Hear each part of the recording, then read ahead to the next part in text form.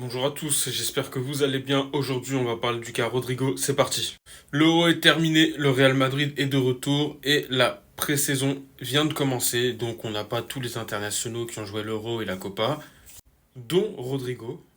Il y a 2 jours, Kylian Mbappé a été présenté au Bernabeu devant plus de 80 000 personnes. C'était un moment assez fou à regarder, je trouve. Mais l'arrivée de Mbappé va-t-elle influer le statut de Rodrigo au Real Madrid la saison prochaine? Très honnêtement, je pense que ce sera la dernière saison de Rodrigo au Real Madrid. Voilà, cette année, il a eu un rôle de titulaire indiscutable, il faut le dire, et il n'a pas répondu aux attentes. On le sentait un peu submergé par cette pression, car le Real Madrid est le club le plus exigeant du monde. Il n'a pas su répondre aux attentes, sauf pour la demi-finale aller-retour, enfin pas la demi-finale, le quart de finale aller-retour contre Manchester City. Il a aussi fait un bon mois de décembre et on voyait que ses grosses perfs, c'était sur le côté gauche. Ancelotti le mettait sur le côté gauche pour avoir le meilleur de Rodrigo. Mbappé va arriver. Si Ancelotti choisit de rester en 4-4-2, c'est Camavinga qui sera titulaire avec Mbappé et Rodrigo sera sur le banc. Mais je pense qu'il n'y aura pas de 4-4-2 l'année prochaine. Pourquoi? Le 4-4-2, je pense surtout, beaucoup disent que c'était pour intégrer Bellingham, mais je ne pense pas. Personnellement, je pense que tu avais beaucoup trop de milieux pour peu d'attaquants et tu n'avais pas le choix, c'était un choix numérique. Si tu jouais à 3 attaquants avec 4 au total, t'as 2 blessés, t'es foutu.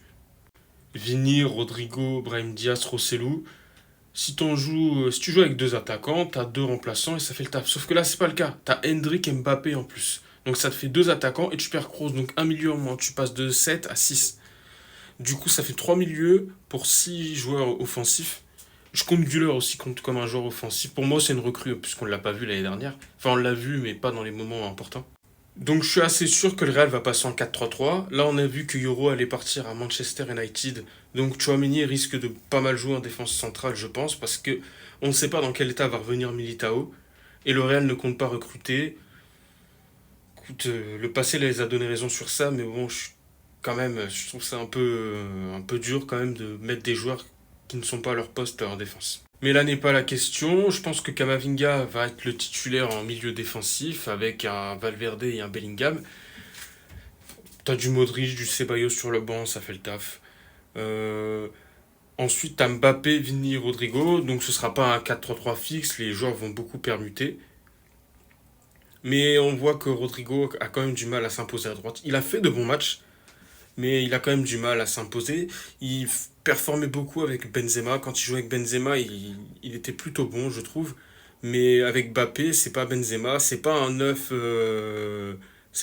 pur Mbappé, c'est un neuf qui va dézonner beaucoup, qui va jouer sur la profondeur. Et je pense aussi qu'Arda Güler va s'imposer. Il va être titulaire au Real sur le côté droit. Je pense que c'est son poste. Brahim Diaz va rester un joueur de rotation, je pense. Güler, on sent que vraiment, j'ai la sensation qu'il va s'imposer comme titulaire l'année prochaine.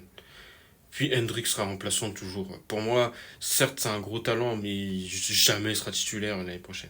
De plus, juste avant la finale de la Ligue des Champions, il a eu des déclats assez limites, je trouve. Enfin, il a le droit de faire ses déclats, mais pas à ce moment-là. Et ça montre qu'il a peut-être un peu peur pour son statut. Il a beaucoup parlé de Manchester City, donc je suppose que s'il doit être transféré, ce serait peut-être à Manchester City. Je le vois pas aller au PSG. Oula. Je le vois pas aller au PSG parce que qui veut aller là-bas, franchement. Quand on voit ce que le PSG a fait de Mbappé, franchement, ça en dit long sur ce que tu peux faire sur les autres. D'après les informations, ces déclarations n'ont pas plu du tout au Real Madrid.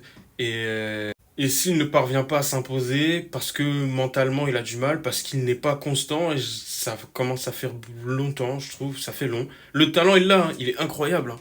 Il a largement le talent à 100% et au top, il est titulaire indiscutable, mais je pense que mentalement il n'y arrive pas.